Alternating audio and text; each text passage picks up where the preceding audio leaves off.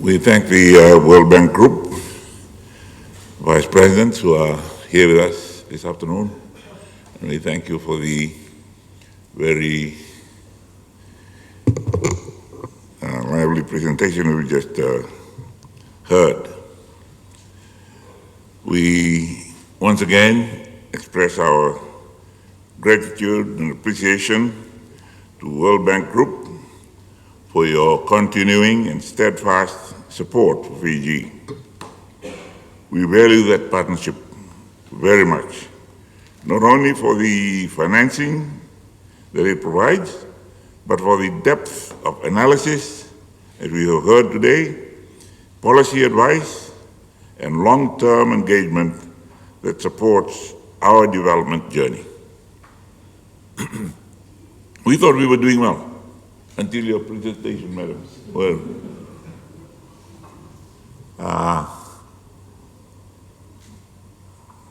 there is always better to face the facts.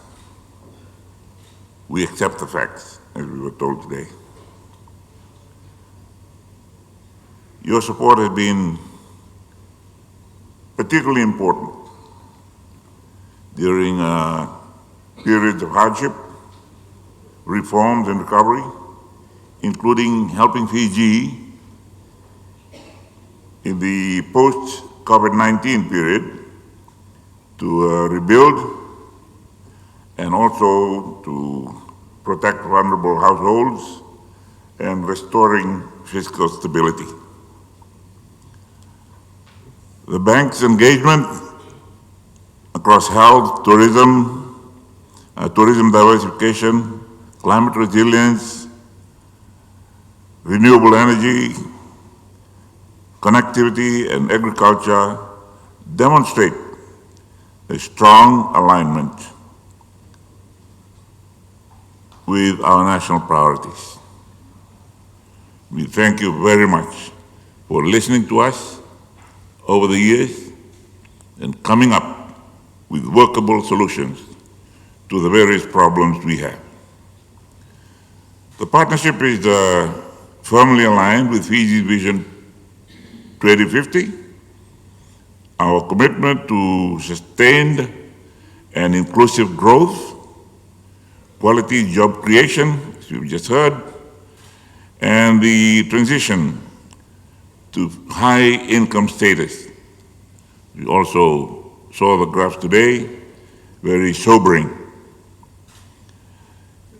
Within resilient and stable macroeconomic framework, your bank group has focused on jobs, productivity, and people, directly support our long-term national vision, and helps translate our ambition into practical policy choices. The message of the analysis presented today is unmistakable. Fiji is at a crossroads.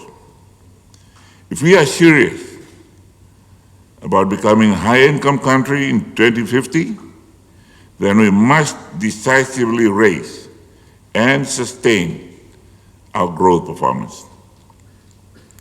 That will require growth of around 5.7% over the long term, driven not by chance, but by deliberate and sustained policy choices. We are embarrassed to say that so far our growth has been about 3%. So we have a lot of work ahead of us. I welcome the clarity of the analyses, because you analyzed a lot of things in that presentation. It tells us plainly what must be done. Create more and better jobs and raise the productivity and capabilities of our people. The 5 priority reform areas you have outlined provide a practical and credible roadmap. First, we will move faster to enable businesses Excessive approval, duplication, and discretionary processes hold back investments. Regulations must be simplified, digitized, and predictable. Starting and operating a business in Fiji must become easier, not harder. Although we are calling out for investment, we have the same problem from potential investors complaining about so many roadblocks that they have to go through. We will strengthen competition. The state has an important role, but it must not crowd out private initiatives.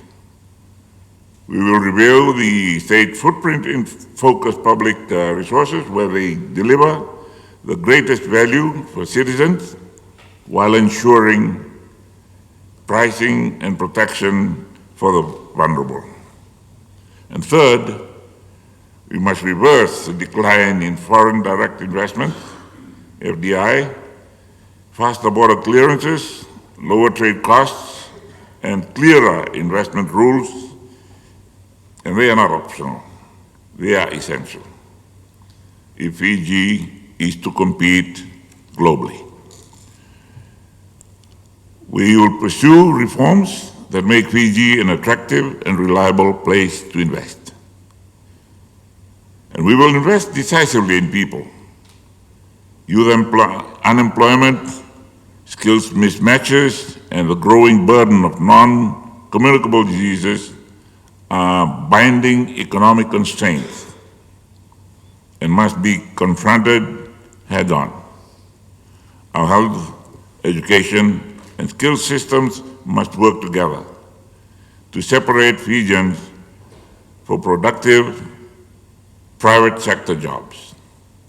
When I asked the ministers if they could, as many of them come to this, unfortunately some had to apologize because they had programs to be out of the city or out of country. This is because of what we're now hearing and what we're now saying. We wanted more of us to be here, but now it's our duty, those of us who are here, to communicate the wealth of material that we've heard today back to our colleagues. This is a call to action. I expect ministers and agencies to work together and ministries to work together to convert this agenda into results on the ground.